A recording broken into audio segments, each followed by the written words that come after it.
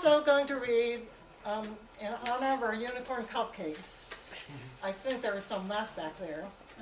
I promised Barbara, my partner, that I would read the last page and a half of The Unicorn, the Mystery, the novel that I just finished, and it was inspired by a visit to the cloisters in New York City.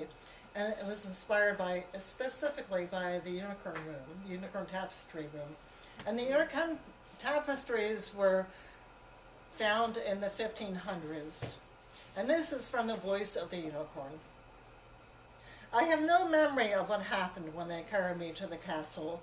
I do not know if the king did indeed reward the hunters.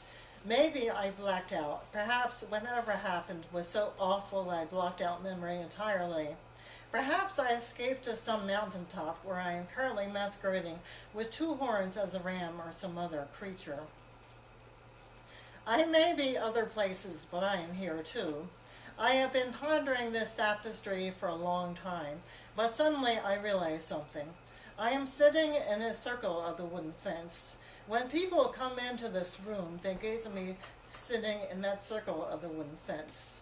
Perhaps when they are gazing at that image of me, they have entered eternity with me in that instant. What they probably don't realize is that they are standing in another circle of sorts in this room. It is rectangular, but it is still a circle in a way. They are standing in the circle of my 7 tapestries. These tapestries prove that I exist. There was a time when almost everyone believed in me. Remember that if you believe in me and someone scoffs at you and says, I don't exist. You don't have to tell them you're right. In fact, insisting you're right about anything might make me go away. As to who killed me, perhaps it is no one, since I am still talking to you, but maybe someone did kill me. It could have been my young friend, but if he was not pure enough to see me at one point, then you would never have seen me. Maybe I was killed or thought to have been killed by the fear of difference. Or perhaps it was importance or the need for the perception of it. I do not believe that importance is real, for if we are all important, and we are, then no one is more important than anyone else.